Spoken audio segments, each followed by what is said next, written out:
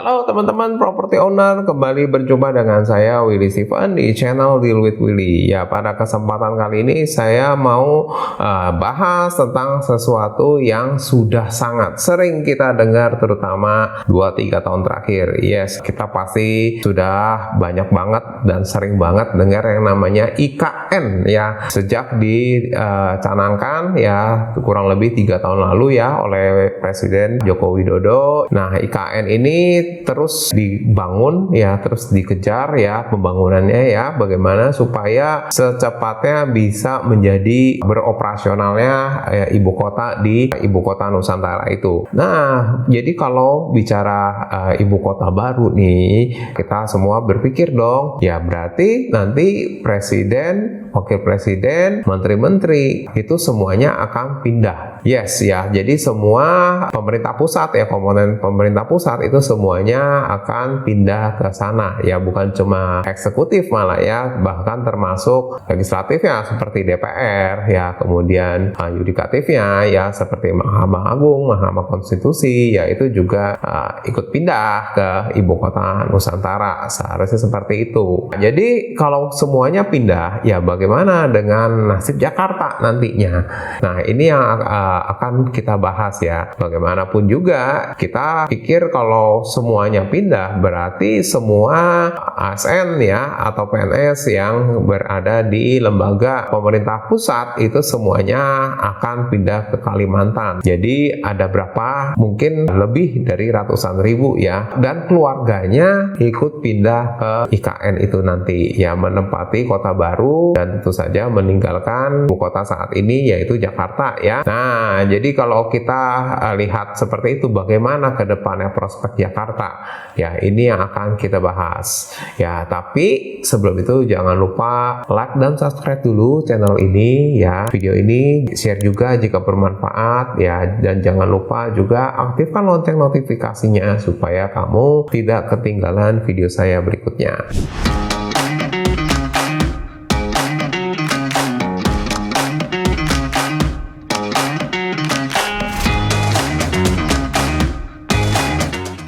Ya, sebelum kita membahas lebih jauh lagi, perkenalkan saya Willy Steven dan saya sudah berkecimpung lebih dari 10 tahun di dunia properti. Ya, saya akan share pandangan saya tentang perpindahan ibu kota ke ibu kota baru ya, Nusantara. Jadi, prospek Jakarta setelah berpindahnya ibu kota ini kita bagi ke dalam 3 sektor ya. Saya coba analisa secara sederhana saja. Ya, jadi yang pertama kita lihat dari sektor perkantoran atau sektor bisnis. Sektor perkantoran ini tentunya akan mengalami penurunan atau perlambatan ya, karena ya suplainya juga meningkat ya dengan kosongnya dari banyak gedung pemerintah yang sebelumnya dipakai. Ya, tentunya ini menjadi tantangan juga ya bagi para pengelola gedung, bagaimana mereka bisa memanfaatkan gedung-gedung yang tadinya sudah ada untuk menopang aktivitas, kemudian ya bisa dikelola dan bisa diberdayakan ya untuk aktivitas yang baru yang menunjang kota Jakarta tentunya, terutama dalam sisi bisnis. Ya, kemudian dari kedua adalah sektor komersil.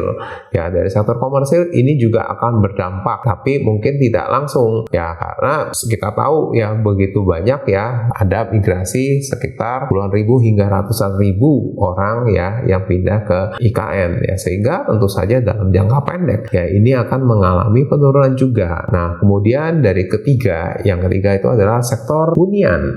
Ya, kalau dari sektor hunian ya tentunya ini sektor yang paling sedikit terdampak dari sektor-sektor lainnya, karena sektor hunian ini memang merupakan sektor kebutuhan utama yang tentunya sudah ada ya, walaupun Jakarta nantinya sudah tidak menjadi ibu kota lagi, sehingga tentu aja sektor hunian ini ya paling hanya mengalami sedikit-sedikit koreksi lah seperti itu. Buat kita yang membeli properti ya berdasarkan kebutuhan, tentunya ini tidak berdampak apa-apa juga ya, sehingga buat kita kita, ya tentu aja kita bisa ya menjalankan aktivitas secara normal tanpa adanya mengalami sesuatu penurunan seperti itu. Nah, ini kita lihat dari dampaknya yang terjadi secara langsung. Tetapi bagaimana kalau kita melihat jangka panjangnya? Tentunya secara jangka panjang ya Jakarta menjadi kota dengan misi yang baru, yaitu sebagai kota bisnis ya, kota bisnis yang skalanya internasional. Jadi kalau kita melihat fenomena ibu kota pindah ini tidak hanya terjadi di Indonesia, tapi juga di banyak negara. Kita sebut aja seperti Malaysia, Brasil,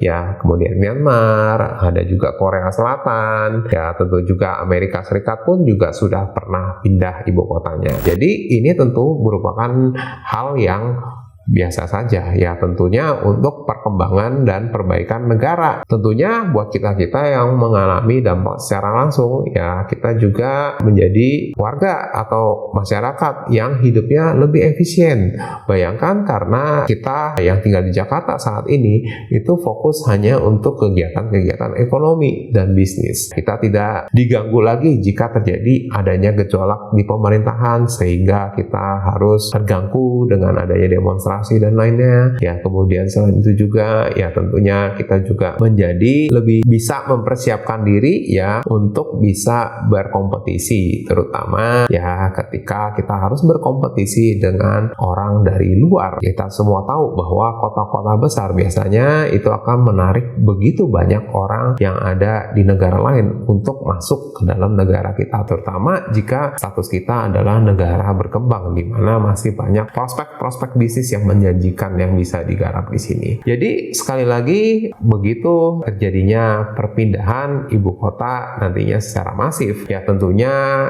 ini akan mengalami perubahan ya dari kota Jakarta, tapi tentu aja buat kita tidak mengalami sebuah kerugian juga ya, tentu malah menjadi sebuah peluang baru buat kita. Nah, bagi kalian yang ingin berdiskusi tentang properti, bagaimana bisa membeli properti di Jakarta ataupun di sekitarnya, termasuk juga bagi kamu yang ingin mendapatkan ya properti passive income, kamu bisa komen langsung di bawah ini atau klik link di bawah ini untuk bisa berkomunikasi dengan saya langsung. Oke, sekian sharing dari saya pada video kali ini. Terima kasih dan bye-bye.